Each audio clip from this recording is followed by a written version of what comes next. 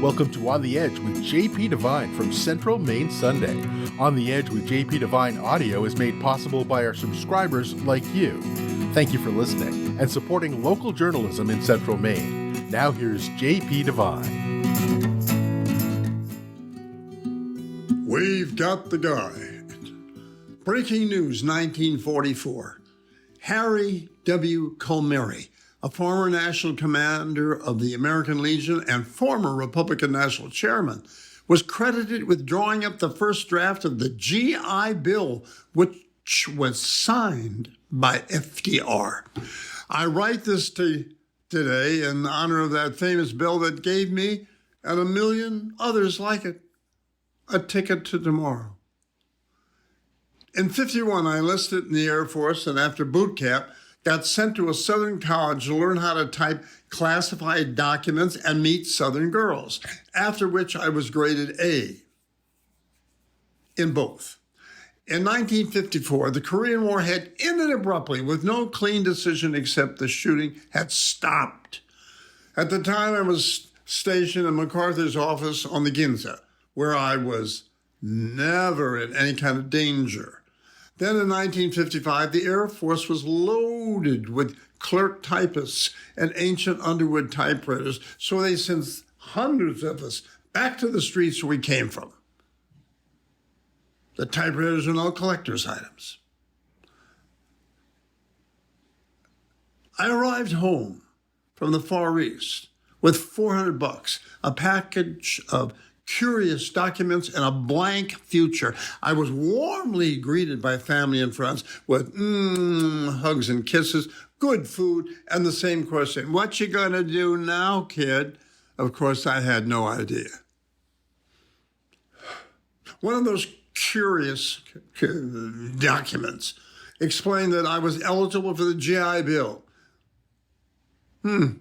Which I thought was a bill I owed for laundry.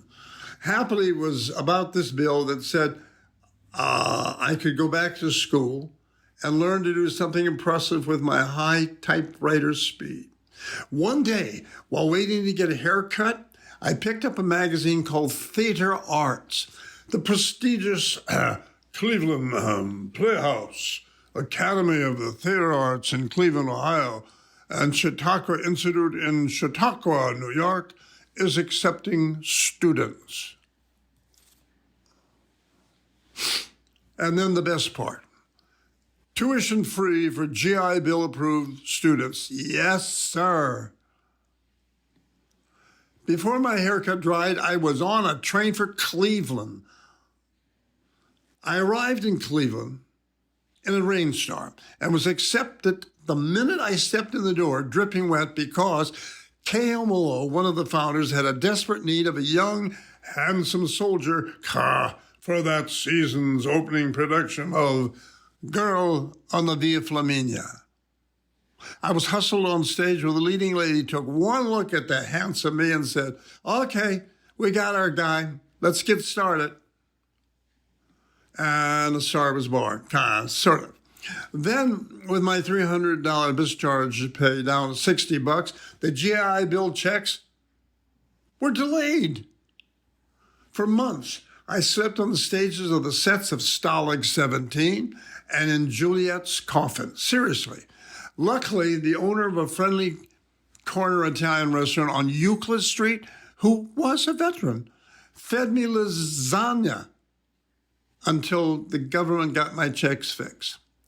A sweet classmate, Mary Jane Nottage, bless her memory, gave me her father's overcoat that served as my blanket on the sets. I wore that coat for 3 years. Then, one day during a blizzard, I hobbled into the big front doors to find the office staff behind the counter, the entire cast of 3 plays, classmate Dom DeLuise, and stagehands standing in the lobby, curiously smiling. Sheila Smith, who would go on to be a Broadway star years later, smiled and gestured to the big open mailboxes in the hall. I walked through the silent, smiling crowd to find my slot full of government checks. Over 8 of them, $300 an envelope. I stood there shaking in a dead man's overcoat 1 week from Christmas as the entire group applauded and sang Jingle Bells. Thank you, Harry W. Colmery, for the big payoff and the Cleveland Playhouse Gang of 55, especially the girl who shouted, "Okay, we got our guy. Let's get started." And the rest is history. Thanks for listening to On the Edge with JP Devine. On the Edge with JP Devine audio is made possible by our subscribers like you. Thank you for supporting local journalism in Central Maine.